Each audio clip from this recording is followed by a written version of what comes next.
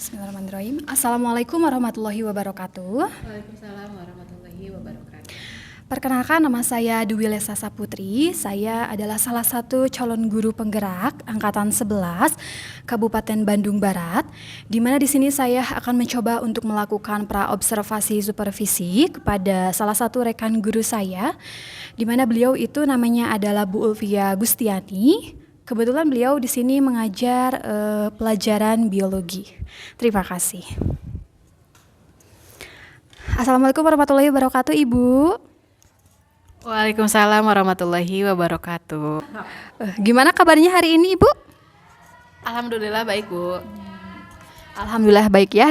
Mudah-mudahan Ibu hari ini dalam keadaan sehat walafiat ya, Bu ya. Boleh hari ini saya minta untuk Ibu bisa meluangkan waktu untuk saya sebentar saja? Tentu boleh, Bu. Oke, baik, terima kasih. Jadi gini ya Ibu ya, kebetulan saya mendapatkan salah satu tugas dari guru penggerak, di mana di sini saya harus melakukan observasi kepada Ibu gitu ya. Nanti Ibu akan melakukan observasi di kelas. Nah, sebelum Ibu melakukan observasi di kelas, nanti saya akan melakukan atau melaksanakan pra-observasi supervisi terlebih dahulu gitu ya. Terkait apa? Terkait ada beberapa pertanyaan yang harus saya sampaikan atau berikan kepada Ibu terkait nanti persiapan observasi yang akan Ibu laksanakan di kelas seperti itu. Boleh, Bu. Kira-kira pertanyaannya apa saja ya? Sebenarnya tidak ada pertanyaan yang sulit sih. Saya kira mudah lah seperti itu ya Bu ya. Oke, untuk pertanyaan yang pertama nih, kira-kira tujuan pembelajaran apa yang akan Ibu laksanakan nanti ketika Ibu melakukan observasi di kelas? Oke, untuk tujuan pembelajaran, kebetulan di modul itu saya sudah menuliskan ada 3 tujuan pembelajaran. Di mana yang pertama itu, setelah pembelajaran diharapkan siswa itu mampu untuk menjelaskan fungsi dari sistem peredaran itu apa saja. Kemudian yang kedua, siswa mampu menjelaskan apa saja komponen darah. Kemudian yang ketiga, siswa mampu menjelaskan bagaimana mekanisme pembekuan darah. Mungkin kurang lebih tujuan pembelajarannya itu ya, Bu. Oke, baik. Jadi bab yang akan Ibu sampaikan atau materi yang akan Ibu sampaikan nanti pada kegiatan observasi itu terkait tentang sistem peredaran darah ya Bu ya. Oke, baik. Pertanyaan yang kedua adalah terkait kira-kira nih area pengembangan yang akan Ibu kembangkan nanti di kelas kepada anak-anak itu seperti apa areanya? Oke, untuk area pengembangannya karena sesuai dengan 3 aspek penilaian ya Bu. Jadi saya itu fokus terhadap yang pertama yaitu pasti kognitifnya. Kemudian yang kedua ada afektif dan yang ketiga ada psikomotor. Untuk kognitifnya pasti itu berhubung atau berkaitan erat dengan proses pengetahuan pemahaman siswa. Nah, untuk kognitifnya mungkin di tengah-tengah kegiatan ataupun di akhir kegiatan nanti saya akan mengetes siswa gitu, mau dengan soal-soal kuis ataupun dengan soal nanti ketika ulangan. Kemudian untuk di afektifnya itu mungkin lebih ke proses penilaian sikapnya. Jadi nanti ketika proses pembelajaran saya akan melihat bagaimana nih sikap kemudian minat siswa dalam pembelajaran. Kemudian yang ketiga mungkin ada psikomotor. Untuk psikomotor yaitu berupa perilaku.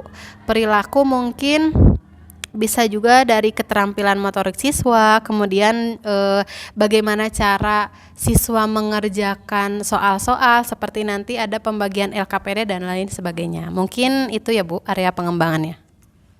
Oke, baik. Jadi area pengembangan yang akan Ibu ambil nanti pada saat kegiatan observasi itu ya terkait tentang ada kognitifnya, lalu ada afektifnya, dan yang terakhir ada psikomotorisnya gitu ya. Oke, baik. Lalu kira-kira nih model pembelajaran apa yang akan Ibu pakai nanti ketika Ibu melakukan observasi? Oke, untuk model pembelajarannya kebetulan juga di modul itu saya sudah membuat model dengan inquiry learning, di mana inquiry learning itu nanti mengharapkan siswa itu mampu bereksperimen atau misalkan nanti bisa sampai menjawab pertanyaan dengan temannya tanpa harus bertanya dulu terhadap gurunya. Oke. Jadi model pembelajaran yang akan Ibu gunakan nanti ketika Ibu melakukan observasi adalah model pembelajaran inquiry, di mana diharapkan siswa-siswi gitu ya yang akan nanti Ibu berikan arahan atau Ibu belajar dengan anak-anak tersebut adalah siswa itu mampu untuk melakukan suatu eksperimen gitu ya. Terus ketika Ibu belum menjelaskan nih terkait materi yang akan Ibu sampaikan tuh diharapkan siswa mampu gitu ya untuk mengungkapkan ceritanya seperti itu ya. Oke, baik. Itu adalah salah satu model pembelajaran yang bagus ya Bu ya. Oke, baik Ibu, selanjutnya adalah terkait tentang strategi nih. Strategi pembelajaran seperti apa yang akan Ibu gunakan nanti di kelas? Oke, untuk strateginya mungkin tidak jauh berbeda dengan guru-guru yang lain ya Bu ya. Jadi nanti strateginya yaitu salah satunya saya akan membagikan peserta didik ke dalam beberapa kelompok. Ada 4 kelompok besar gitu yang nantinya nanti siswa itu diharapkan bisa mengerjakan LKPD yang akan saya bagikan.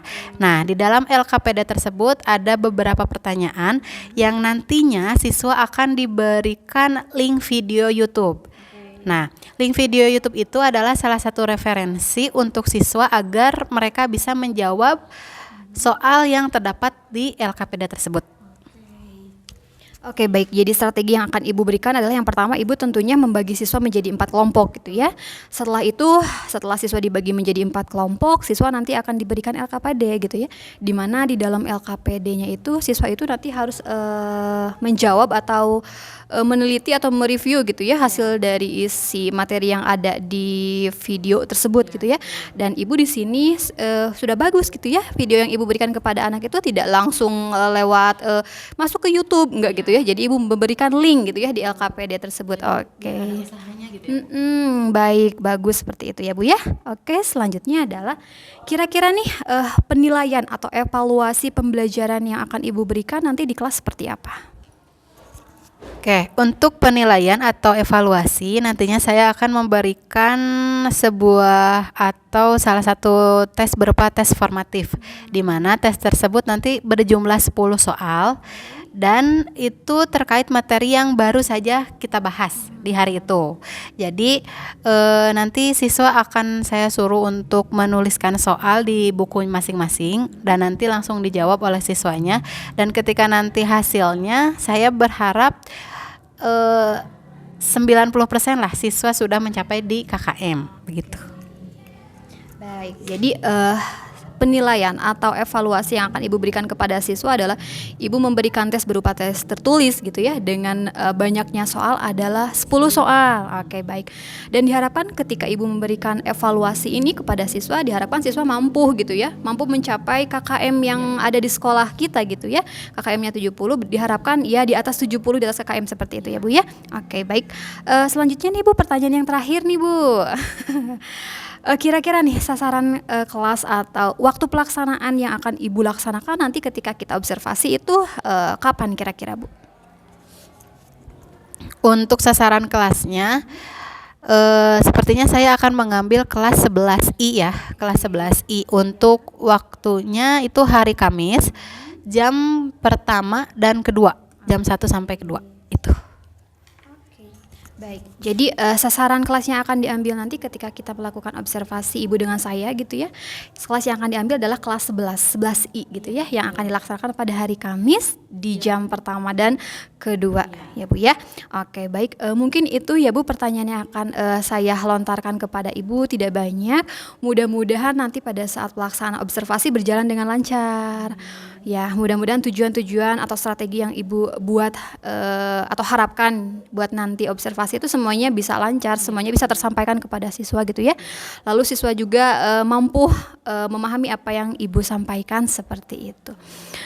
Mungkin setelah ini nanti pada hari Kamis kita akan melakukan atau Ibu dengan saya akan melakukan observasi. Lalu setelah nanti Ibu melakukan observasi, nanti Ibu akan kembali lagi dengan saya, ngobrol lagi dengan saya gitu ya Bu ya.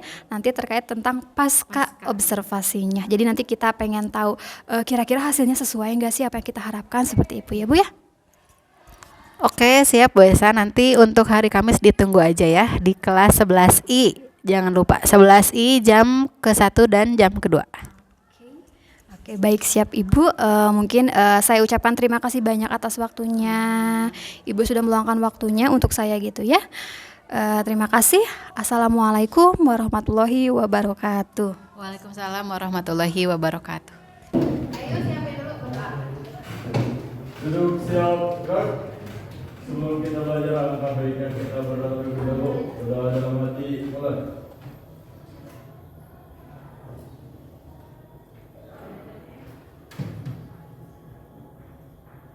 Udah selesai. Sikap bersalah. Assalamualaikum warahmatullahi wabarakatuh.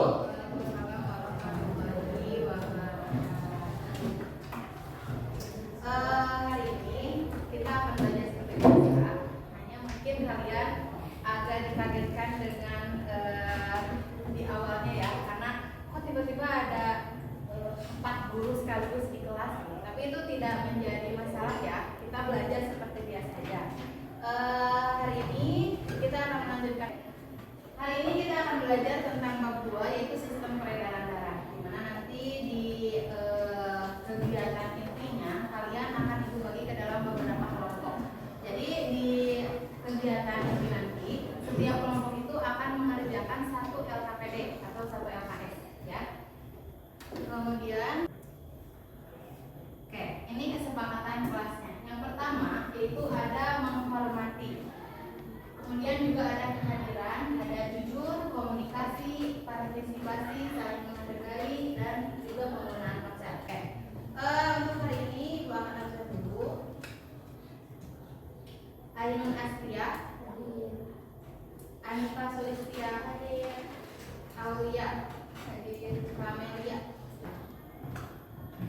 Oke. Sebelum ke pembelajaran selanjutnya, Ibu mau ingatkan dulu, coba di sekitar kalian ada sampah tidak? Tidak. Tulis langsung. Kita operasi semua dulu ya. Yang ada sampah di bawahnya silakan dibuang dulu ke tempat sampah.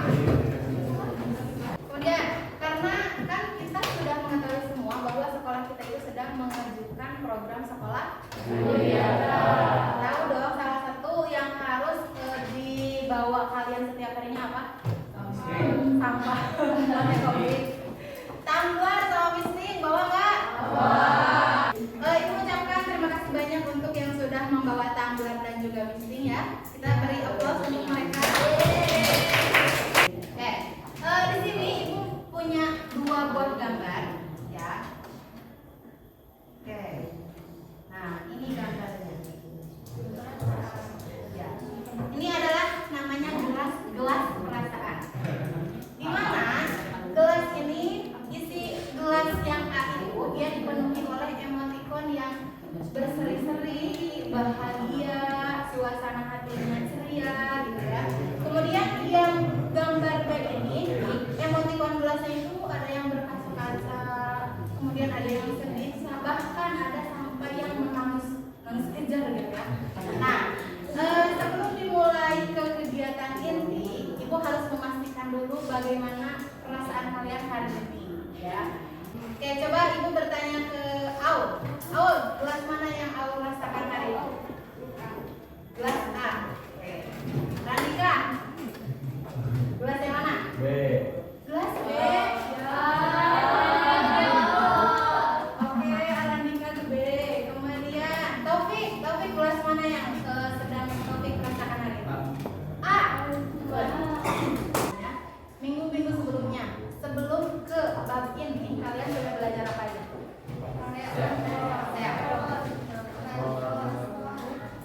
Transportasi melalui media.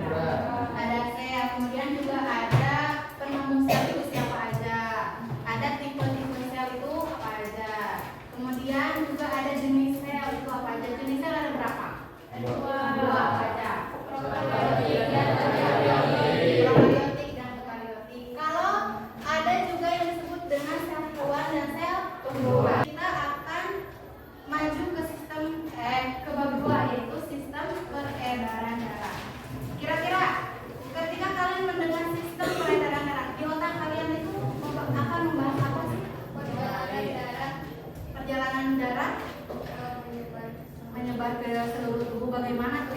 selama perjalanannya. Kemudian apa lagi? Peredaran darah. Di sini Ibu ada beberapa pertanyaan.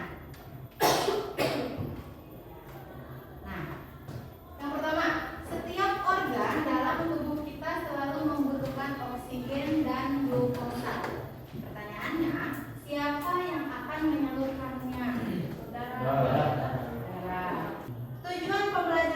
Tujuan pembelajaran hari ini ada tiga saja, tidak banyak ya. Yang pertama, peserta didik mampu menjelaskan fungsi peredaran darah. Jadi kalian nanti harus mengetahui apa sih fungsi peredaran darah itu, apa saja. Apa memang peredaran darah itu hanya berfungsi sebagai pengantar oksigen dan glukosa saja, atau misalkan ada fungsi-fungsi yang lain. Kemudian yang nomor 2, peserta didik mampu menjelaskan komponen darah. Yang satu fungsinya, yang kedua komponennya, dan yang ketiga ada peserta didik mampu menjelaskan mekanisme pembekuan darah. Pembekuan darah. Itu sudah di pendahuluan. Sekarang kita akan maju ke pembentukan kelompok dan pembagian LKPD. Ini berenam ya. Nanti menjelaskan tentang mekanisme pembekuan darah.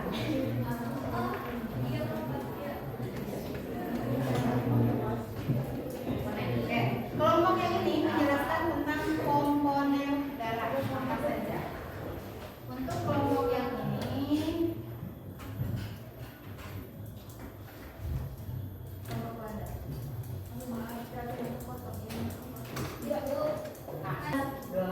grup kelas kalian coba dibuka.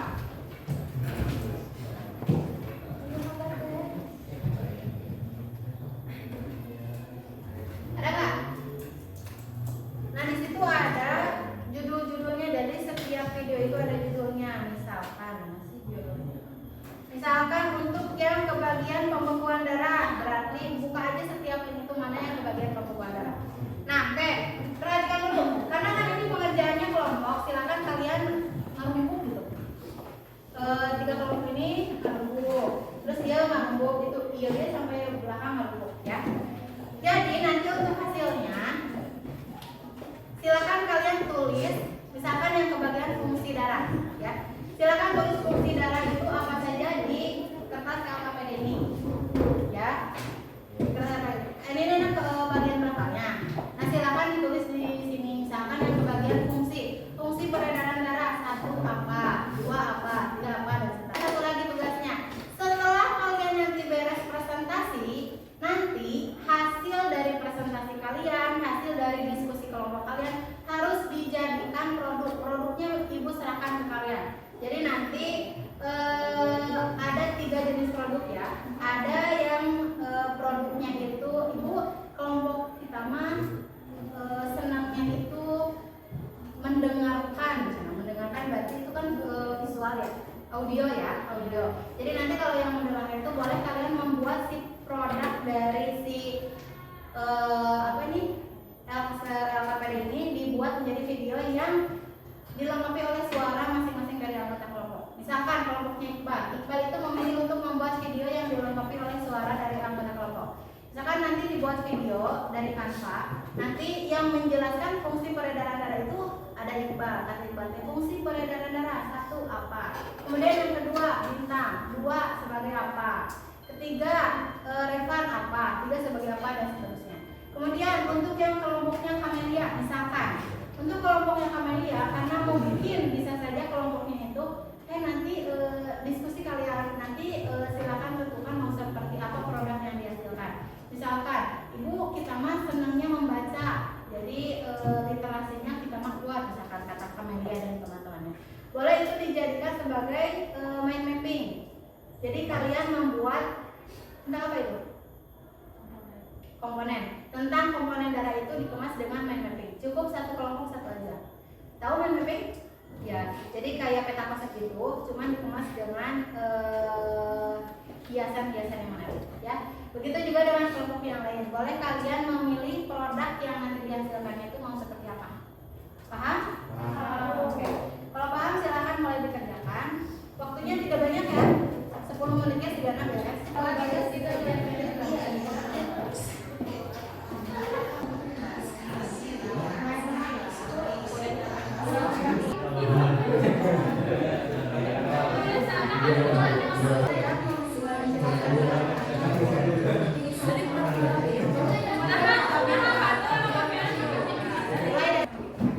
untuk yang pertama dulu kita akan membahas tentang fungsi peredaran darah. Oke, kelompok ini Pak, silakan.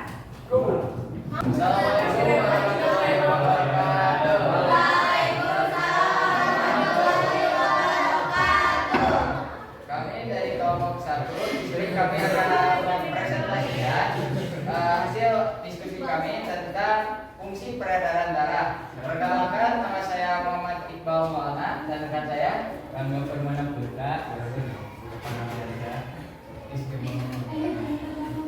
Oke, kita langsung saja ke materinya. Sistem peredaran darah manusia. Pertama-tama kita jelaskan dulu pengertiannya. Nah, pengertian merupakan peredaran darah tertutup karena darah mengalir di dalam pembuluh darah, dan merupakan peredaran darah ganda karena dalam satu kali peredaran darah 2 kali melewati jantung. Assalamualaikum warahmatullahi wabarakatuh. Waalaikumsalam warahmatullahi wabarakatuh. Perkenalkan, kami dari kelompok 2 perwakilan dari kelompok 2 akan menjelaskan kembali hasil analisis kami dari video yang edukasi. Pasti 1 menit atau 2 menit, karena setelah ini akan ada evaluasi yang berupa kuis. Ada beberapa kuis, beberapa pertanyaan yang harus kalian jawab. Silakan ditulis di buku kalian masing-masing. Langsung jawabannya saja. Nanti pertanyaannya akan mencobakan. Silakan jawab soal yang sudah dipresentasikan hari di depan. Ya, Ibu mau tahu seberapa jauh kalian memahami dari tadi. Silakan kalian jawab langsung jawabannya saja. Ya, tidak usah ditulis soalnya.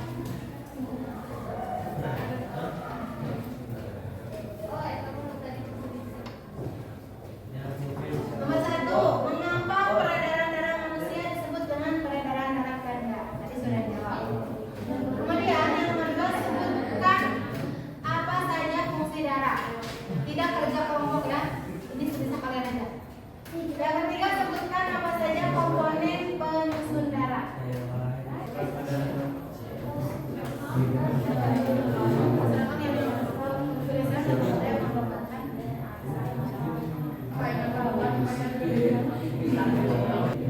Oke, sudah Ibu mau kita periksa bareng-bareng. Kita lihat nomor ini. Mengapa peredaran darah manusia disebut dengan peredaran darah ganda? Satu orang langsung. Selina Bulan. Selina apa? Kenapa? Karena melewati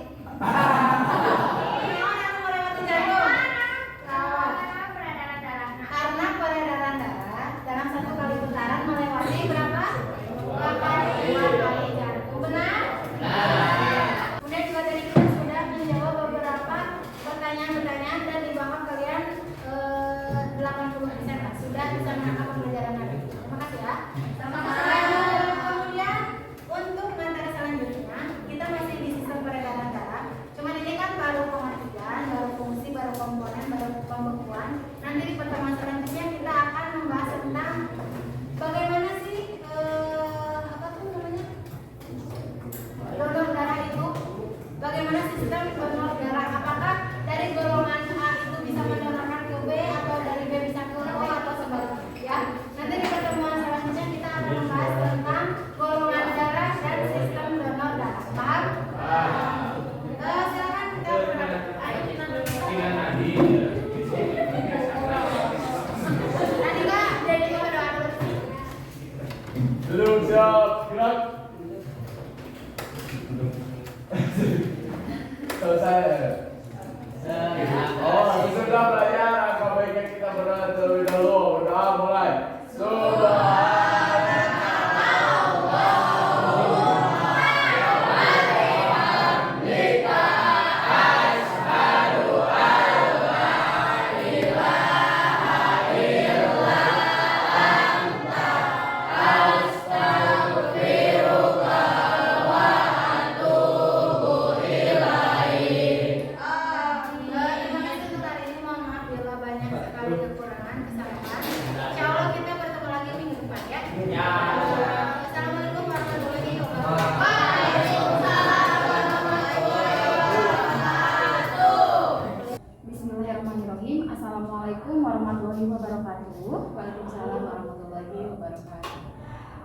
kembali lagi percakapan pasca observasi. Setelah kemarin kita sudah melaksanakan kegiatan pra-observasi, juga melaksanakan kegiatan observasi. Perkenalkan, saya Dwi Resa Saputri, calon guru penggerak angkatan 11 dari SMA Negeri 1 Gunung Halu, Kabupaten Bandung Barat. Saya masih ditemani bersama Ibu Ulvia, pada guru yang telah diobservasi pada kegiatan supervisi akademik kemarin, dan saya pun ditemani oleh Bapak Rizky selaku praktik pengajar pada pendidikan guru penggerak angkatan 11. Nah, sebentar. Assalamualaikum Ibu. Waalaikumsalam Bu. Assalamualaikum Bapak Rizky. Bagaimana kabarnya hari ini Ibu? Alhamdulillah kabarnya baik. Bapak sendiri gimana kabarnya Pak? Alhamdulillah. Alhamdulillah baik ya. Baik, untuk kegiatan percakapan pasca observasi hari ini, saya akan memberikan pertanyaan-pertanyaan kepada Ibu Ulvia terkait dengan jalannya proses observasi gitu ya, pasca observasi yang telah kemarin Ibu lakukan, dengan tujuan untuk mengevaluasi sejauh mana proses pembelajaran yang Ibu lakukan seperti itu. Untuk pertanyaan yang pertama, bagaimana nih perasaan Ibu terkait dengan jalannya kegiatan observasi yang telah Ibu laksanakan di minggu kemarin? Untuk perasaannya, alhamdulillah saya sangat puas ya, karena mungkin kalau direntangkan dengan nilai gitu, hampir 90% lah, dari mulai tujuannya, kemudian dari mulai sintaknya, itu semua sudah tercapai dan sudah dilaksanakan pada proses kegiatan supervisi kemarin.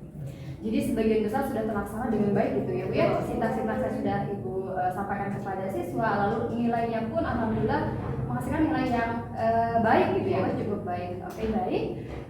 Kira-kira Ibu bisa diceritakan kembali area pengembangan ya, area pengembangan apa yang Ibu lakukan di dalam kelas, kemudian langkah-langkah atau tahapan-tahapan pembelajaran apa yang sudah Ibu lakukan di dalam kelas.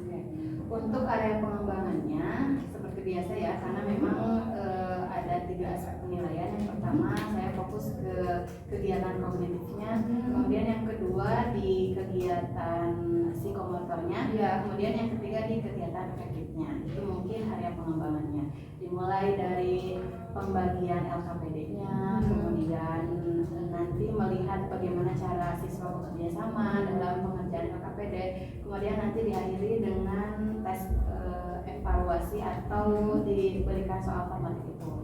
Untuk tahapannya atau sintaknya seperti biasa ada 3 juga. Ada yang pertama itu kegiatan pendahuluan, kemudian yang kedua kegiatan inti, dan yang ketiga itu ada kegiatan penutup. Untuk di kegiatan pendahuluan ya seperti biasa, cek absen dan lain sebagainya. Yang kegiatan inti itu membagikan LKPD, dan yang kegiatan penutup siswa nanti disuruh memberikan refleksi ataupun kesimpulan. Jadi area yang telah dikembangkan gitu ya terkait kegiatan observasi kemarin itu ada 3, dari mulai psikomotoriknya, lalu ada afektifnya, kognitifnya, dan sintak-sintaknya pun ini sudah tersampaikan seperti itu ya Bu ya. Oke, baik. Kira-kira nih dari area pengembangan terkait 3 aspek yang barusan Ibu sampaikan kepada saya gitu ya, menurut Ibu sejauh mana area pengembangan yang Ibu sudah sampaikan tadi, apakah sudah berhasil dilakukan di dalam kelas atau mungkin ada kekurangannya seperti itu dari ketiga area yang tadi Ibu sampaikan kepada saya? Sebetulnya ada kekurangannya ya biasa, seperti pada tahapan kegiatan ini itu kan harusnya maksudnya itu maksud daripada saya memberikan LKPD kepada siswa itu kan siswa dibagi menjadi beberapa kelompok, menjadi 3 sampai 4 kelompok. Nah, diharapkan keempat ataupun ketiga kelompok itu nantinya akan menghasilkan produk yang berbeda-beda dari pengisian LKPD itu sesuai dengan minat dan bakatnya. Misalkan kelompok 1 itu menjelaskan terkait komponen darah, nah nanti akan menghasilkan produk yang kalau misalkan kelompok itu kebanyakannya di minatnya atau bakatnya di visual, nanti akan mereka video dengan bukan mereka siswa itu untuk apa tuh membuat produk dengan membuat mind mapping ataupun peta konsep dan lain sebagainya. Kemudian yang anak dengan minatnya audio. Nah, nanti saya mengharapkannya itu siswa membuat video dengan dilengkapi suara dari masing-masing tiap kelompoknya. Cuman sampai di akhir pembelajaran dan sampai hari ini pun anak-anak yang dibagikan kelompok itu belum mengumpulkan itu gitu ya. Dan itu mungkin ada kesalahan dari awalnya ya, yang harusnya dites dulu minat bakatnya seperti apa, tapi itu malah saya langsung mengelompokkannya. Oke, baik. Jadi sejauh ini ya terkait dari 3 aspek area yang tadi Ibu sampaikan, 80% itu sudah berjalan dengan baik. Cuman mungkin Ibu kemarin sayangnya tidak melakukan proses pembelajaran itu dengan cara diferensiasi mungkin ya, apa yang Ibu sampaikan seperti itu. Karena kan yang kita ketahui bahwa kemampuan anak itu kan beda-beda. Ya ada anak yang dia tuh senangnya ketika belajar tuh harus ada gambar. Dia senangnya, ada anak yang ketika belajar harus mendengarkan audio visual ataupun kinestetik ya. Mungkin seperti itu, mungkin barangkali nanti bisa Ibu coba gitu ya dengan cara berdiferensiasi. Dan yang kemarin saya lihat juga sebenarnya itu Ibu alangkah lebih baiknya mungkin sudah bagus, tapi alangkah lebih baiknya ketika Ibu membagikan kelompok itu dalam satu kelas itu bisa 5-6 kelompok. Jadi diperbesar gitu ya kelompoknya. Kalau kemarin kan Ibu dibagi 4 kelompok itu, jadi ada beberapa kelompok yang terlalu gemuk. Iya, benar ya Bu ya. Ada beberapa kelompok yang hanya 4-5 orang, jadi tidak seimbang seperti itu ya Bu ya. Mungkin nanti bisa ini ya Bu ya, diperbaiki seperti itu. Baik, terkait tentang 3 aspeknya sudah berjalan dengan baik. Nah, menurut Ibu nih apa sih kekurangan atau mungkin kendala-kendala gitu ya, kendala-kendala yang Ibu hadapi pada saat melakukan proses pembelajaran di dalam kelas waktu itu kemarin kita laksanakan? Kendalanya apa kira-kira? Untuk kendalanya mungkin dari segi persiapannya mungkin ya kurang maksimal, yang menjadikan ketika saya pada hari melaksanakan kegiatan seperti itu ada tahapan-tahapan tertentu yang tiba-tiba blank tuh. Wah, sekarang kegiatan apa aja ya? Ini tuh. Kemudian yang kedua, memang pada hari itu kebetulan siswanya banyak yang tidak sekolah, cuman ada kegiatan di SPEN. Iya, karena waktu itu ada kegiatan OSIS dan lain sebagainya. Kemudian yang ketiga mungkin kurangnya apa ya? Kerjasama siswa? Iya, betul. Kerjasama jadi bagi kelompok ya Bu ya. Betul, jadi kurangnya kerjasama dengan antara guru dengan siswa yang menghasilkan kelompok mungkin ada yang satu terlalu besar, yang satu terlalu sedikit. Betul. Mungkin ya. Mungkin biasanya kan kalau misalkan kita belajar di kelas gitu ya, terus si siswa itu dibagi kelompok, biasanya suka mengandalkan 1-2 orang aja Bu ya, jadi kerjasamanya itu kurang gitu ya. Mungkin nanti kita bisa latihan ke anak gitu ya, kasih arahan kepada anak gimana caranya supaya anak itu saling kerja sama gitu ya, Tidak saling mengandalkan. gitu, betul Bu, seperti itu. Nah, kira-kira nih kenapa hal itu bisa terjadi? Kenapa sih kok teman-teman ketika kita tuh membagikan kelompok gitu ya, anak itu kita bagi tim, kenapa bisa hal itu tuh bisa terjadi? Kenapa selalu anak itu bisa mengandalkan 1-2 orang aja untuk diajak kerjasama tuh kok susah gitu? Bisa kenapa Bu? Kebetulan nih Mbak Esa, kemarin itu kan di awal kegiatan pembelajaran itu saya mencoba untuk mengetahui bagaimana dulu perasaan si peserta didik ya. Betul. Nah, jadi ternyata semua peserta didik yang datang ke sekolah itu tidak semuanya mereka siap untuk belajar ternyata. Karena ketika saya memberikan kemarin kan contohnya itu ada 2 gelas perasaan ya.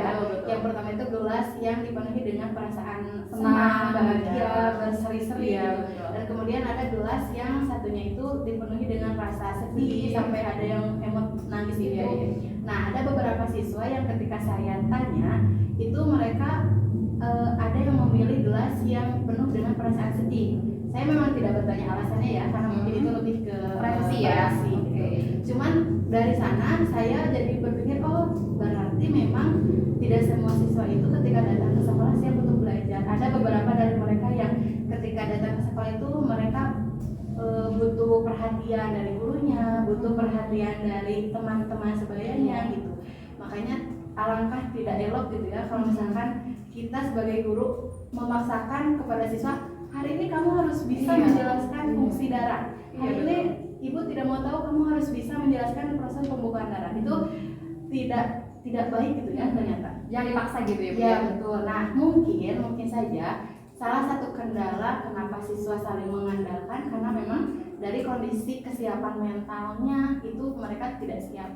Jadi mereka hanya ingin di kelas itu hanya ingin melamun, mendengarkan musik. Jadi memang benar-benar tidak ada kesiapan untuk belajar. Makanya mereka itu mengandalkan temannya yang mungkin di kelas itu juara kelas gitu, ada kelebihannya di kelas. Nah, mungkin itu ya dari kasus kemarin saya mengajar gitu. Bisa saya lihat juga seperti itu ya.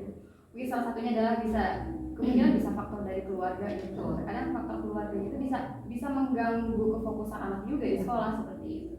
Baik, mungkin dari yang saya tangkap adalah terkait hasil observasi yang ibu lakukan adalah tadi yang pertama, mungkin ibu akan mencoba untuk melakukan pembelajaran dengan cara berdiferensiasi gitu ibu ya. Kita sebagai guru harus mampu melihat atau membedakan gitu. Mana sih anak yang dia tuh kayaknya senangnya visual, mana anak yang senangnya audiovisual dan kinestetik. Lalu yang terpenting tadi yang perasaan gitu ya, Bu. Kita harus bisa memahami keadaan siswa, jangan sampai kan kita suka, kita harus bisa atau padahal kita nggak ngerti keadaan dia seperti apa gitu ya. Dan kebetulan juga Bu, waktu kemarin itu kan ada salah satu siswinya itu yang ketika ditanya dia langsung menangis loh Bu. Oh iya, kenapa? Ditanya gak sama ibu? Sebenarnya ditanya cuma dikit, kamu kenapa? Dia tuh nangis banget. Pas ditanya kenapa, gitu. Masalah keluarga. Ya, oh iya. Berarti cukup tahu aja ya masalah keluarga, mungkin memang ada sesuatu sama namanya faktor keluarga memang sangat penting ya. Oke, baik. Berarti itu rencana ke depan ya Bu ya. Pada saat nanti proses pembelajaran ke depan, ibu akan menyesuaikan dengan kenyamanan mereka. Otomatis harus nyaman dulu ya Bu ya. Mereka harus nyaman dulu di kelas, baru mereka bisa fokus bersama kita seperti itu. Atau gaya belajar masing-masing sesuai minatnya, ada yang audio, ada yang visual, lalu ada yang kinestetik seperti itu. Mudah-mudahan apa yang ibu rencanakan itu dapat terrealisasi dan memberikan proses pembelajaran yang lebih baik lagi ke depannya seperti itu Bu. Saya tunggu nih nanti cita-cita ibu berikutnya gitu ya. Apakah bisa direalisasikan atau tidak ya. Kira-kira kapan ibu akan melakukan perubahan dengan rencana yang ibu sampaikan nanti? Yang tadi di pertama itu adalah yang diferensiasi. Karena mungkin bulan ini tuh bulan Desember, bulan depan itu kita kan terpotong dulu sama ujian dulu. Jadi kan nanti setelah ujian pun siswa kepotong nanti sama libur yang 2 minggu itu. Ya mungkin secepatnya paling tidak nanti tahun ajaran baru saya akan mulai merealisasikan dan mengevaluasi apa saja nih kekurangan yang sudah yang kemarin-kemarin yang bisa nanti saya perbaiki di tahun ajaran yang akan datang. Jadi mungkin rencana-rencana yang akan ibu lakukan itu akan dilaksanakan pada ajaran baru bulan Januari ya. Oke, dari hasil refleksi yang telah ibu lakukan kemarin seperti itu. Baik ibu, terima kasih banyak atas jawaban yang telah ibu berikan kepada saya. Ibu telah menjawab pertanyaan-pertanyaan yang saya berikan kepada ibu. Mudah-mudahan apa yang ibu rencanakan bisa secepatnya terrealisasikan ibu ya. Mudah-mudahan juga kita ketika belajar dengan anak tuh anak merasa nyaman dengan kita gitu ya. Terus kita juga nggak boleh memaksakan keinginan kita seperti itu ya. Sebenarnya Bu, yang kalau dibilang dari kesiapan itu bukan hanya anak ya ternyata. Betul. Dari kita juga ya. Cuman mungkin perbedaannya guru itu lebih bisa mengontrol emosinya ya. Tapi kalau anak kan kalau mereka udah bete tuh udah. Iya, Bahkan ngeliatin gitu. Lihat tapi kan kalau guru gak lucu ya. Ketika ada masalah keluarga dibawa ke sekolah nggak boleh gitu mau gimana di kelas nanti gitu. Iya benar, betul ibu. Oke, baik selanjutnya saya beri kesempatan kepada Bapak Rizky selaku pengajar praktik untuk umpan balik atau tanggapan terkait dengan berjalannya kegiatan percakapan pasca observasi ini atau mungkin kegiatan observasi di kelas seperti itu. Monggo Bapak. Terima kasih Bu Lesa dan Ibu Ulfia. Alhamdulillah kegiatan pasca observasi telah dilaksanakan bahwa ini berdasarkan hasil dari kegiatan praobservasi dan kegiatan observasi akademik yang telah dilaksanakan sebelumnya.